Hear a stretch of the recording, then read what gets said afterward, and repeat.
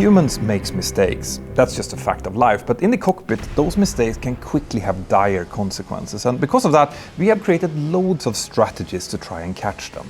But what happens when almost everything conspires to undercut those strategies and create a situation where the pilots just cannot figure out what is happening? And they only have a few seconds left to do it. Stay tuned.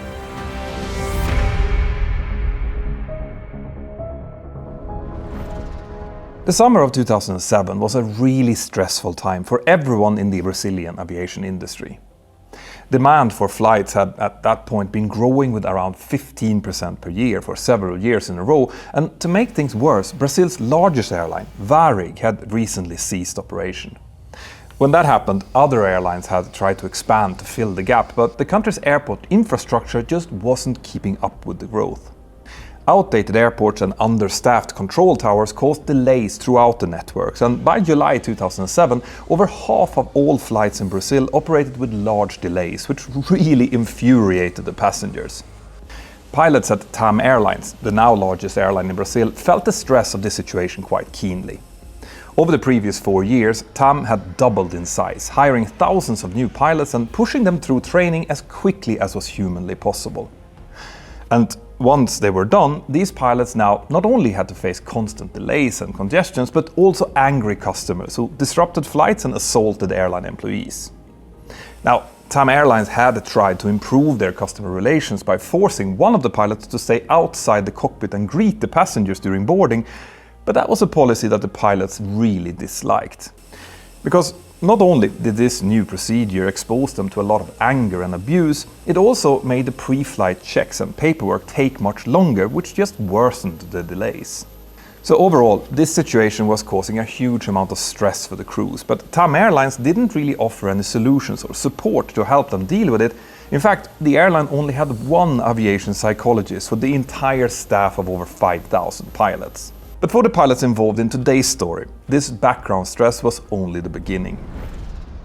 In the evening of July 17, 2007, 2 Tam pilots arrived to the southern Brazilian city of Porto Alegre after a short domestic flight from Sao Paulo. Once they had landed and taxied into their stand, they immediately started preparing for a quick turnaround for the next flight back to Sao Paulo again. The plane that they were flying that night was a 9-year-old Airbus A320, which was not exactly in mint condition, but we'll get back to that in a moment. The pilot in command was a very experienced 53-year-old captain who had over 13,600 flying hours in total, including more than 2,200 on the Airbus A320. He was known by his colleagues as a diligent pilot who always read the fine print in the manuals and who tried to really understand every procedure and system that he was working with. But he could also be a bit slow, especially under pressure. His colleague and second in command was actually also a captain who was 54 years old and had even more flight hours, over 14,700 in total, plus some amount of unlogged hours as a flight engineer. But he had only about 237 hours on the Airbus A320, and even though that was the case, he had been hired directly as a captain onto that type only a few months earlier. Now you might be asking why there was a second captain on this flight instead of just a normal first officer, and the fact is that this occasionally does happen, that 2 captains will fly together, but it's normally pretty rare since schedules try to avoid it if possible. But in this case, because of that rapid expansion that I mentioned earlier, Tam Airlines' hiring, scheduling and training department weren't at the time actually communicating clearly with each other, and as a result of that, the airline had significantly more captains than first officers, which in turn meant that Tam often had to schedule flights with 2 captains together. I have flown with other captains many times myself, and I actually do enjoy that, but it comes with some real potential CRM challenges. You see, all captains are used to their own command style, and it can often be a bit awkward to tell another captain what to do. Because of that, it's really important that a clear briefing about who does what and who is in charge is done before the flight, since that normally helps quite a bit. But there is also another issue with this setup, and that is that a captain is often not that used to operate from the right seat anymore. There might have been years since we have sat in that seat, and therefore everything will look a little bit different from that perspective, especially if you have limited time on the type, as this acting first officer now also did. There is obviously training for this, something that we refer to as a right seat check, which we have to do every year, but that involves very minimal handling and almost nothing as pilot monitoring. Now, we don't know how much briefing these pilots actually did before departure, but we do know that they had not been especially trained for communication strategies between two captains in the cockpit, apart from that right seat check that I just mentioned. And that wasn't the only part of their training that was a little bit subpar. In fact, Tam Airlines had rushed a lot of their pilots very quickly through the training while converting its fleet from the Fokker 100 over to the Airbus A320. They did offer more theoretical training than Airbus recommended, but the amount of training in cockpit procedures was only 12 hours versus Airbus's 40, and simulator training was also 7 hours less than what Airbus recommended. Now, all of these factors had, of course, increased the level of background risk at Tam, but on this particular day, even more stress factors just kept piling on.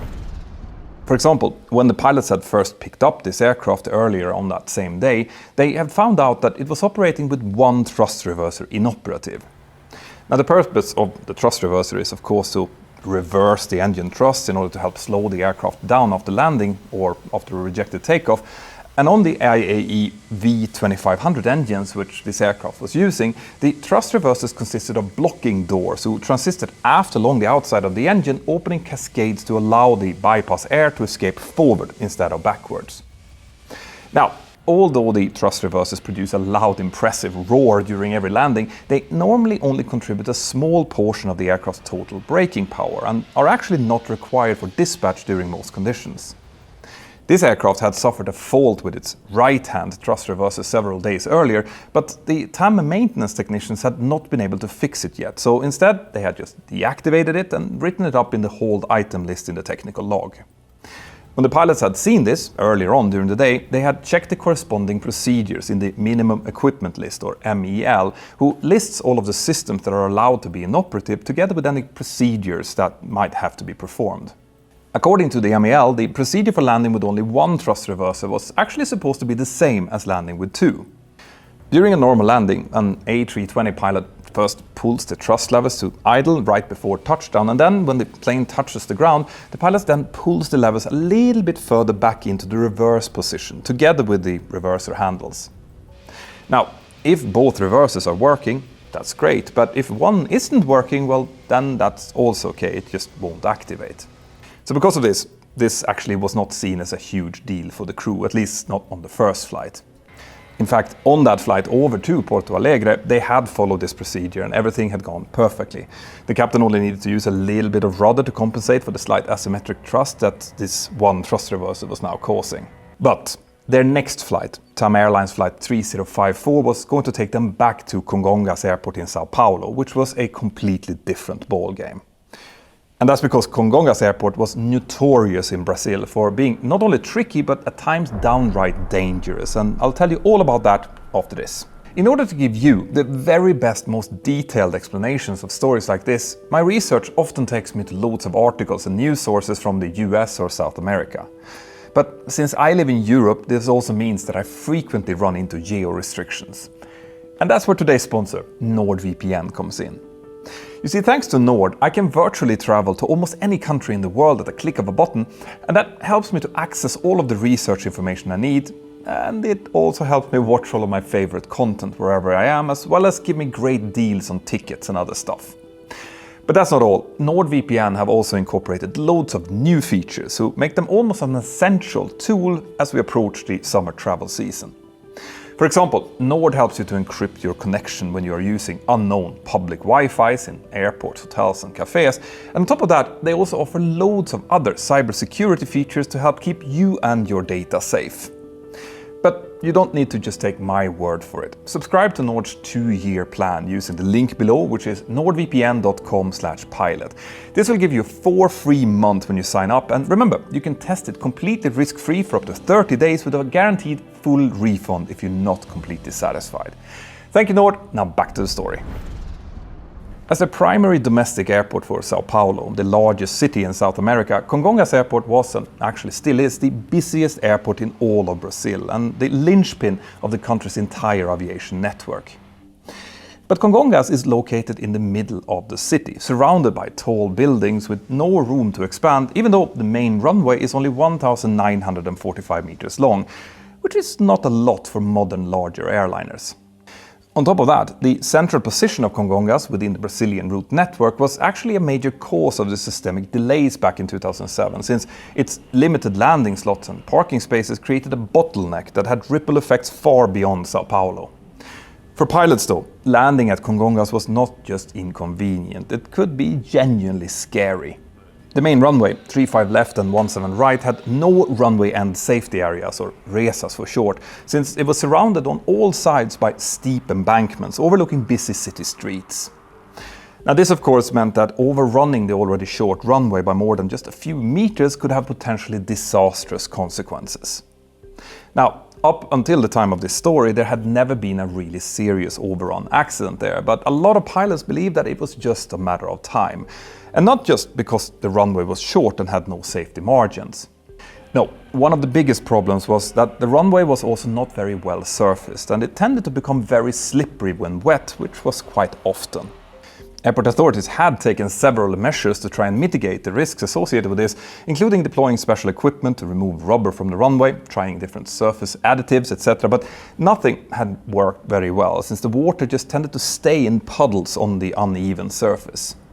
This caused the airport to eventually adopt a policy where whenever rain was observed, airport operations would be temporarily stopped, while a representative for the airport authority went out onto the runway to measure the friction coefficient and determine whether it was within limits. In May 2007, runway 35 left and 17 right had been closed for a proper resurfacing to try and solve this friction problem once and for all. The best way of preventing standing water is by, apart from making sure that there's no uneven areas for water to collect, to also carve grooves into the runway. With that, and with a surface that slopes slightly downward towards the edges, this will allow the water to run off the pavement while leaving the ridges in between exposed for optimal contact with the aircraft tires. However, as the runway restoration project neared its deadline, these grooves still hadn't been made. But the airport authorities still made the decision to reopen the runway on the 29th of June 2007 with a plan to install those grooves at a later, unspecified date. The decision to reopen the runway without grooves was not made with the input of Brazil's Civil Aviation Authority, ANAC, and that was because the entire renovation project had lacked ANAC approval, which was in turn because the airport itself, the busiest airport in Brazil, did not even have an ANAC operating certificate. The fact that ANAC was slow to act and struggled to accomplish even their basic safety oversight tasks only further convinced pilots that Congonhas airport was unsafe and that nobody was doing anything about it. Now, speaking of being ineffective, as it turns out later, ANAC actually had drafted a rule all the way back in 2006 that would have required passenger jets landing at Congonhas to have both thrust reverses operational, but after that rule was drafted, no one ever got around to actually implement it, which would soon have terrifying consequences. After reviewing the paperwork, greeting the passengers and completing all of the turnaround checks, the pilots of Tam Airlines Flight 3054 made their final calculations before departing for Sao Paulo. With every seat in the airplane filled, the weight of the aircraft was calculated at 66.9 tons, including 2.4 tons of extra fuel, because the airline had a policy of tankering fuel from Porto Alegre since it was much cheaper there. That meant that the weight of the aircraft on landing at Congonhas would be around 63.5 tons, which was only 1 ton below the maximum landing weight for that airport under the reported weather conditions. And to make things even worse, those conditions were not great. The active METAR for Congonhas indicated light rain over the airdrome, variable ceilings from 800 to 1600 feet, visibility 6,000 to 8,000 meters, and winds between 8 to 12 knots out of the north, fortunately straight down the operating runway. This weather was depressing, but still well above minimum, so there was no reason to start thinking about diversions, at least as long as the airport stayed open. But it would likely be quite slippery with that weather. With that information in the back of their minds, the crew pushed back from the gate, and at time 17:19 they received their takeoff clearance, departing Porto Alegre with an estimated arrival time in Sao Paulo of just before 1900 local time. The takeoff proceeded absolutely normally with no issues, but just after getting airborne, the Porto Alegre departure controller advised the crew that Congonhas airport had now been temporarily closed due to the wet and slippery runway conditions. By the time the pilots got that message, the airport had actually already reopened again, having been closed only for a few minutes whilst the runway friction was checked. But although the pilots soon were told that the airport was back open again, this would have likely reinforced their belief that they were flying into a potentially very tricky situation. In fact, just the day before, an incident had occurred at Congonhas when an ATR-42 from another airline had hydroplaned on landing, causing it to slide off the runway, striking a light pole and a concrete box, which caused the nose gear to collapse.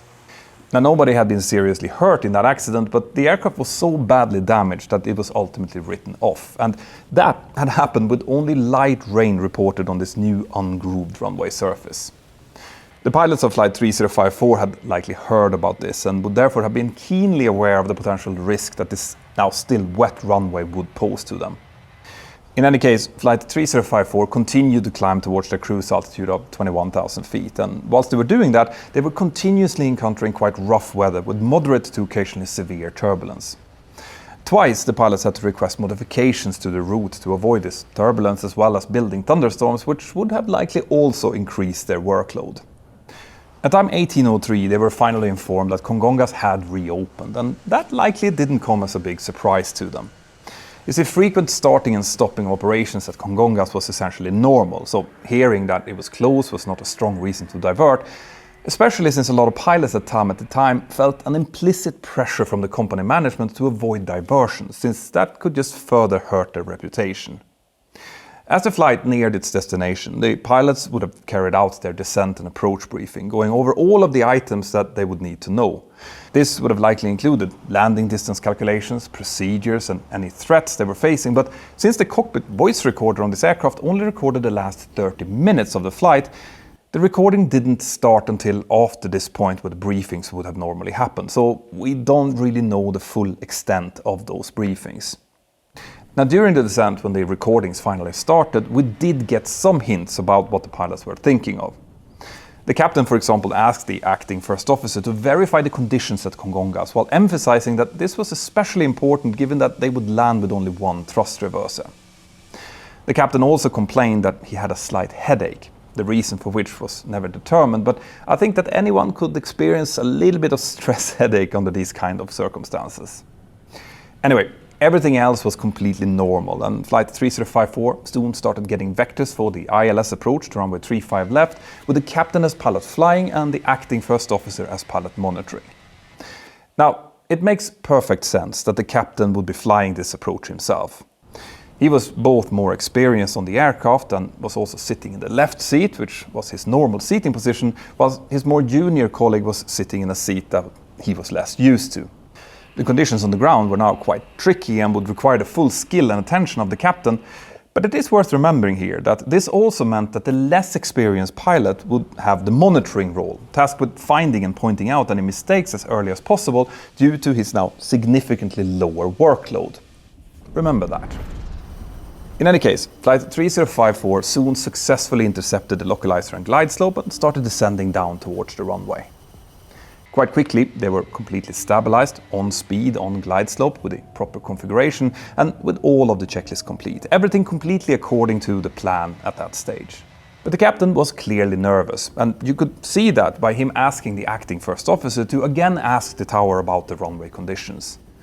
And this time, the answer was that the runway was now wet and slippery. When the captain heard this, he read it back to his colleague in an upset tone, showing that he definitely didn't like it, as he obviously recognized that these conditions were now very similar to those that had caused that accident on the previous day. And at some point during the approach, probably after hearing about those runway conditions, he likely made a fateful decision, one that came from a place of good intentions but would ultimately have tragic consequences. You see, the captain was an experienced pilot with over 2,000 hours on the Airbus A320, and he had likely flown with inoperative thrust reversers many times before. And when he had, he would have done so using a very different landing procedure. Remember how I said that the technique for landing with one thrust reverser was now the same as landing with two? Well, it turns out that that hadn't always been the case. Prior to January of 2007, the official Airbus procedure for landing with one thrust reverser was to below 10 feet, pull both thrust levers back to the idle detent, and then pull only the thrust reverser for the side with the operational reversers into reverse detent. However, between 1998 and 2004, there had been 3 separate A320 accidents, with this procedure had been a factor, including one fatal accident in the Philippines. In each of those accidents, the requirement to move only one thrust lever contributed to the flight crew inadvertently leaving the other thrust lever in a forward thrust position during the landing, instead of reducing it back to idle. After those accidents, Airbus recognized that this special procedure was therefore vulnerable to human error, since moving both thrust levers together at first and then suddenly splitting mid-procedure to move only one lever was both unusual and unergonomic. So in order to solve this problem, in January 2007, only a month prior to this flight, Airbus had updated the procedure to remove the requirement to split the thrust levers, making the procedure essentially the same as a normal landing with 2 reverses. This change was incorporated into the Tam Airlines MEL, which the captain would have looked at before Flight 3054, but there was a small catch.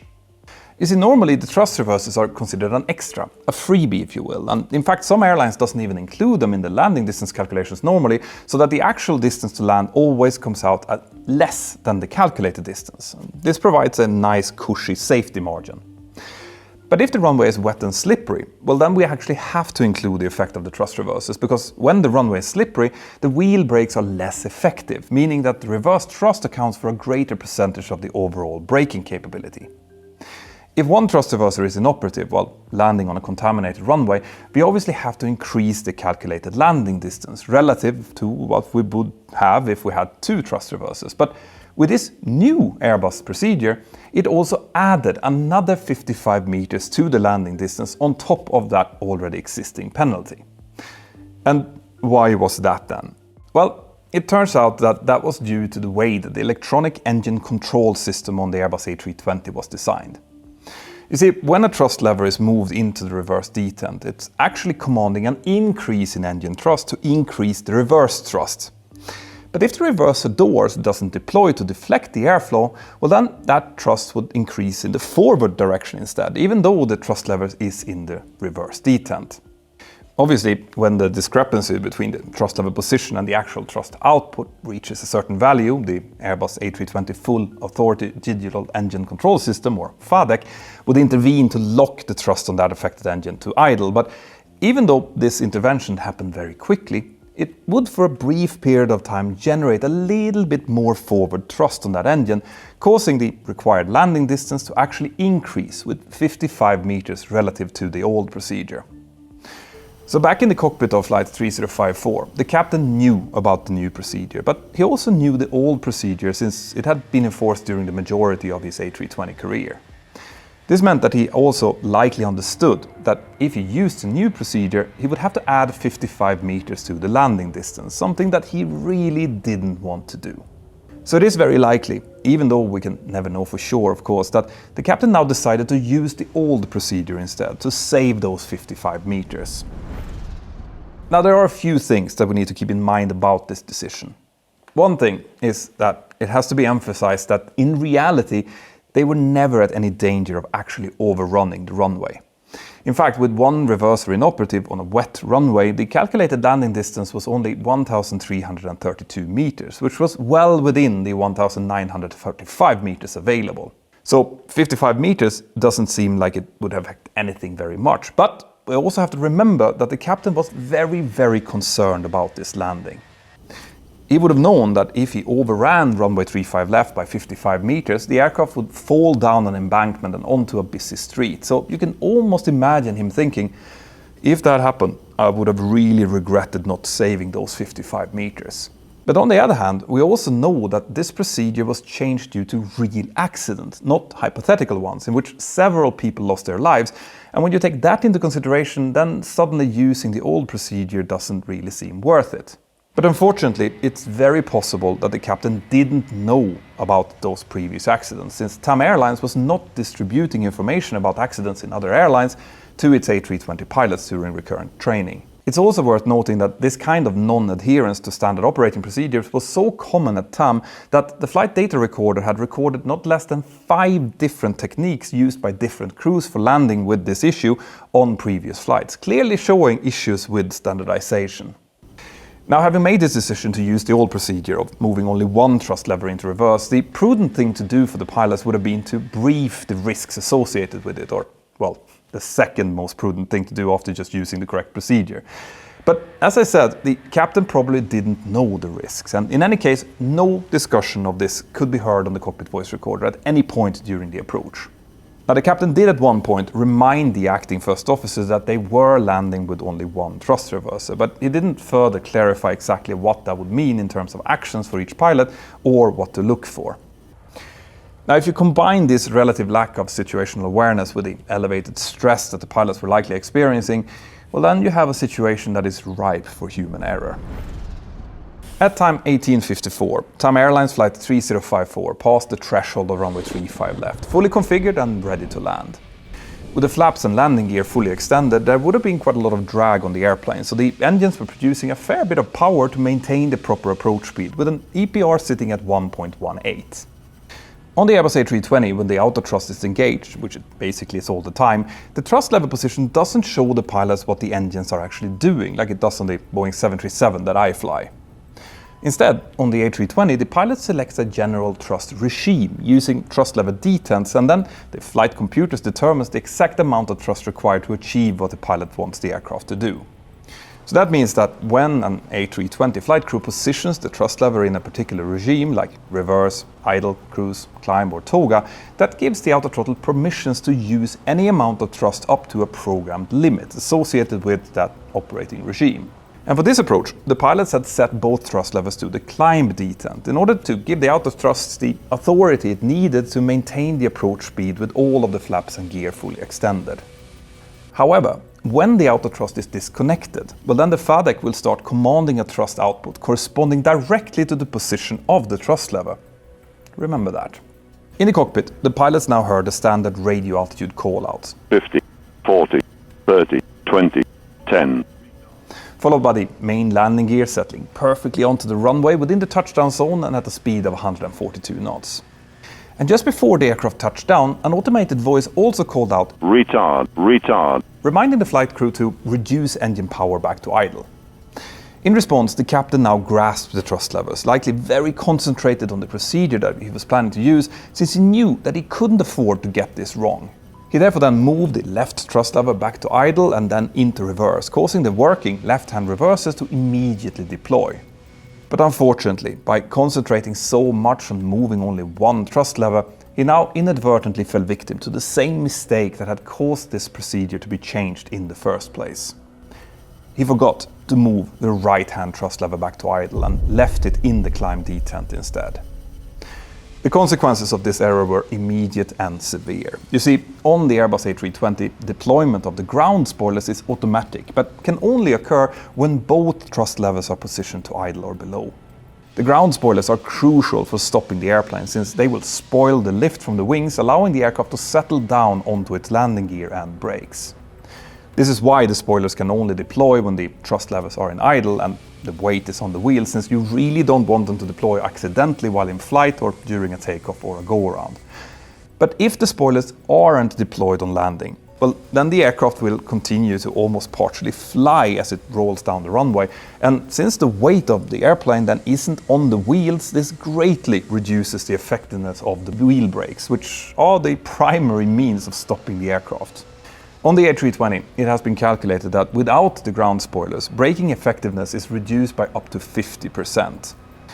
But that's not all. Normally when landing, we also arm the outer brakes to almost immediately after touchdown apply wheel braking, but a much quicker and smoother way than we normally would if we did it manually. But the outer brakes also won't work unless the ground spoilers are first activated. So this was very, very bad, but there was still more to come.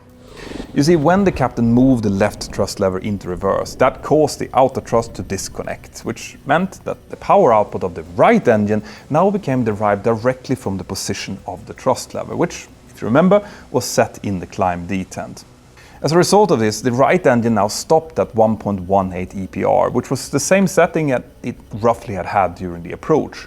But that extra thrust on the right side, coupled with the reverse thrust on the left, was now enough to start causing some real problems. Also, despite this obviously inappropriate thrust situation, the retard callouts in the cockpit still stopped as soon as the left thrust lever was positioned at idle, which, if you ask me, defeats the purpose of that warning almost entirely. As it turns out, this scenario had not been envisioned by the developers of this warning, until those previous accidents that I mentioned earlier revealed the flaw in its operating logic. Airbus then developed an update for the flight warning computer that would have triggered both a master caution alarm and an ECAM warning message if a thrust lever was positioned above idle during landing. But unfortunately, this update was never made mandatory, and as a result, Tam Airlines had tragically neglected to install it. So instead of a clear warning, the pilots now received a sudden barrage of other subtle indications that something was very, very wrong, but nothing directly pointing to the culprit. After touchdown, the acting first officer soon recognized that the spoilers had not deployed, but instead of calling this out immediately, he instead waited and called out the positive operation of the number 1 thrust reverser instead, then followed by a mechanic sounding spoilers nada, meaning no spoilers. This did not highlight the high importance of the missing spoilers, but even if it had, there weren't any memory items for no spoilers for the captain to action. As this was happening, the captain had obviously realized that the plane wasn't decelerating normally, but he initially likely thought that this was due to the expected aquaplaning on the runway. This meant that for the first agonizing 6 seconds, no real manual braking was applied. After that, he started applying first asymmetric braking and full right rudder to try and control the direction of the aircraft, which was now starting to swerve more and more over to the left. He then applied max manual braking, but it didn't help much. Without the spoilers, the wings were still generating lift, so the tires just skimmed across the runway surface, and as soon as he applied the brakes, the wheels would have locked up due to the insufficient friction, which in turn would have caused the anti-skid system to relieve braking pressure until the skid stopped. So as a result, even max manual braking would have seemed to have almost no effect. Within just a few seconds, this situation likely caused a sense of mounting dread and panic in the cockpit as the plane rapidly chewed through the available landing distance, veering more and more towards the left due to the asymmetric thrust. It was later determined that if the pilots had recognized the incorrect thrust lever position within the 7 seconds after the first officer's no spoiler call out, well, then the aircraft would have been able to stop on the runway. Now, when you are speeding down the runway, 7 seconds actually seems like an eternity, so why didn't the pilots figure out what was happening? Well, we will never know this for sure, but there are several possibilities. One factor is that it was dark in the cockpit and the thrust levels on the Airbus are kind of small and hard to see. But more important, in my opinion, is the fact that on the Airbus, the thrust levels are often both out of sight and out of mind. Since they aren't constantly moving in response to the outer thrust command, looking at the thrust levels usually isn't a useful way to determine how much thrust is actually being produced. This could have made the thrust levels a less obvious thing to look at when the pilots realized that the plane wasn't slowing down. It's also worth noting that the captain would have been very focused on applying as much brake force as possible, because that's an instinctive human panic reaction in such a situation, as well as trying to get the directional control back. Now, this would have greatly reduced his ability to troubleshoot, so it would have fallen to the acting first officer to try and find out what the problem was. But he only had 220 hours on the Airbus and had been rushed through his training, so his odds of putting these quite technical puzzles together in time would have been pretty low. All of this meant that Flight 3054 was now traveling down the runway at well over 100 knots, whilst also drifting more and more over to the left. The captain did everything he could to try and counteract this drift using rudder and brakes, but rudder authority decreases as the speed goes down, so the asymmetric thrust soon completely overcame his ability to control the aircraft. The airplane soon crossed over the runway edge lights and onto the grass as the pilots tried desperately to get it to stop, but it was now far too late. Traveling at the speed of 96 knots, the aircraft now first crossed over the taxiway and then careened off the left side of the runway end zone, becoming briefly airborne for a few seconds as it flew over the 16-meter high embankment. It then just barely cleared the major boulevard below before it finally crashed directly into a fuel station and a building housing the offices of the Tam Airlines Express Cargo Service.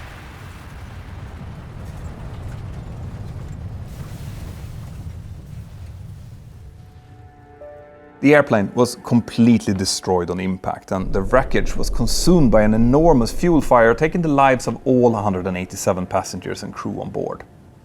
The fire burned for well over 24 hours, and in the process it also took the lives of a further 12 people inside of the building that was hit. This was, and still is, the worst air disaster in the history of South America. The final report found that there was not one single cause to this disaster. The immediate reason was that the captain had forgotten to move the right thrust lever from climb back to idle, which prevented the braking systems from working, making it impossible to stop on the runway. But even though that was the direct cause, it wasn't really why this crash had happened. This error was deemed to have been made possible by a combination of stress and poor organization. The captain was facing intense stress due to numerous factors, including the dangerous airport, the wet weather, the high landing weight, the inoperative reverser, the accident on the previous day, the industry climate, the management culture, and the unusual crew composition. And all of this stress greatly increased the likelihood of a mistake happening. The risks associated with this kind of stress can be greatly reduced by just talking about it amongst the crew, but we don't know whether that actually happened here, and we never will. At the same time, the pilots were essentially on their own, without the kind of support systems that we would expect at all levels in this industry. In the end, Brazil's Accident Investigation Agency issued no less than 82 separate recommendations after this accident. One of the most important ones was that ANAC needed to find a way to add runway and safety areas at Congonhas, even if that meant shortening the runway down. It just wasn't acceptable to have a situation where almost any runway overrun was potentially fatal at the busiest airport in Brazil. Now, ANAC was slow to react to this, but changes did eventually take place. And in 2022, runway 35 left and 17 right was fitted with something known as Enhanced Materials Arrestor Systems, or EMAS, at both ends. This system consists of a bed of crushable material that collapses under the aircraft's landing gear, generating friction that brings a speeding airplane down to a stop within a very short distance.